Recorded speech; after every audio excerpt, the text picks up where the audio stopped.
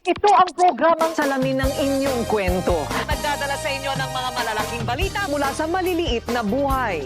Ako si Corina. Ako si Corina. Ako si Corina. Ako si Corina. At ito ang Rated Game. Handa na ba kayo? Handa na ba kayo? Handa na ba kayo?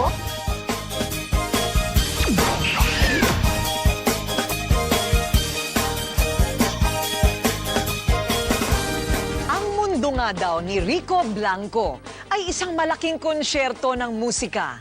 Puno ng kantang salamin ng pagbangon, pagmamahal at paglaban sa buhay. Mula sa pagiging bandista, si Rico ngayon ay soloista na at bagamat may mga bumabatiko sa kanyang kakayahan, patutunayan ni Rico na nasa tono pa rin ang kanyang karera. At muli nating matutunghayan ang numero 1 musika mula sa mundo ni Rico Blanco. Sa akin, never naging option yung susuko ka na hindi ka pa sumusubok.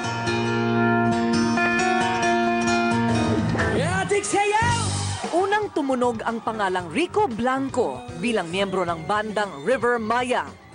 Tumayo siya bilang keyboards player, lead guitarist at songwriter ng banda. Yung unang hit namin kami nagsulat, but kung songwriting ang pag-uusapan natin, siya talaga yung the chief songwriter ng banda. Never ko naisip na maging musician siya. Because that came out only after he graduated from college.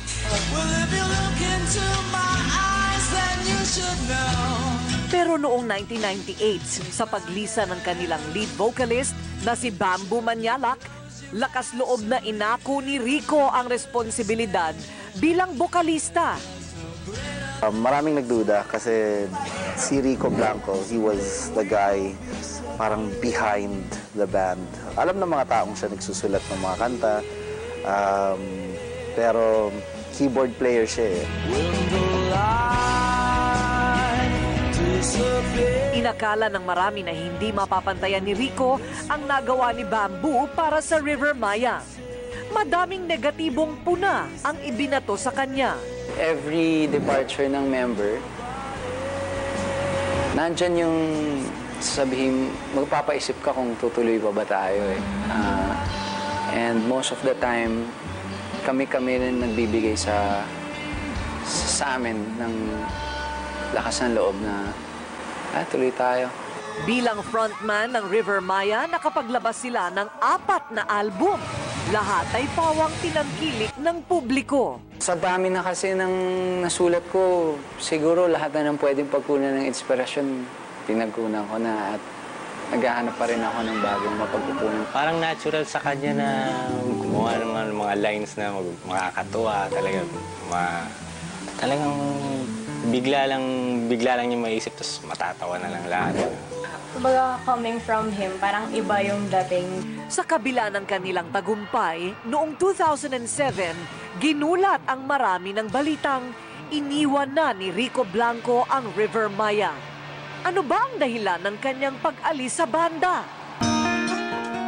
Hindi naging malinaw ang dahilan ng pag-alis ni Rico sa River Maya. Nagplano ako ng bakasyon, nagpaalam ako. Then, nung time na kailangan kong gawin na yung bakasyon, doon sa napag-usapang panahon, parang hindi kami nagkaintindihan ng mga kagrupo ko. Dahil sa kanyang pag-alis, pansamantalang nanamlay ang karera ni Rico. Nawala ng mga gig at concert, kaya't sinabing hindi kaya ni Rico Blanco. At ang kanyang kinang ay nakakabit lamang sa River Maya. Meron talaga tayong dadaanan laging pagsubok eh. Tatanungin mo lang sarili mo kung gusto mo magpatuloy. O hindi. Sa akin, never naging option yung susuko ka na hindi ka pa sumusubok.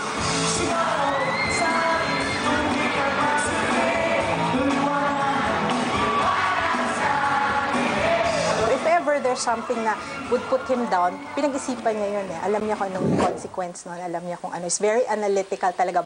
Halos 1 taong nanahimik si Rico. Pero ang kanya palang pananahimik ay paghahanda lamang.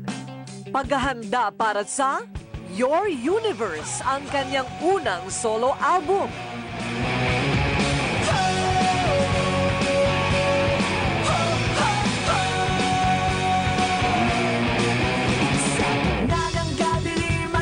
Inilunsad ito noong 2008. Mayroon itong 10 kanta at lahat ay nilikha ni Rico.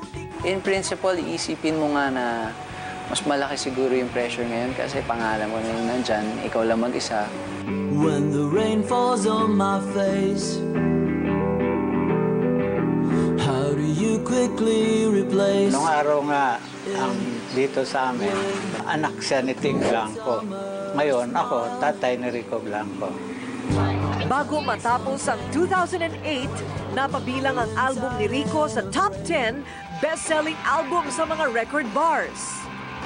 At kasunod nito, hinirang siya bilang Vocalist of the Year ng NU 107 Rock Awards 2008. Salamat sa inyo to. Salamat. Congratulations, Rico Blanco! Ang success sa akin, happiness.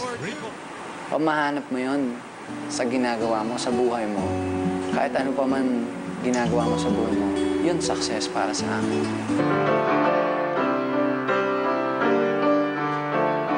Mahigit 1 dekada na sa industriya ng musika si Rico Blanco. Sa panahong yun, makailang ulit na daw sinubukan ang kanyang tatag. Pero hindi natinag at bunga nito, isa na siya sa tinitingala at ginagalang na musikero at alagad ng sining ng kasalukuyang henerasyon.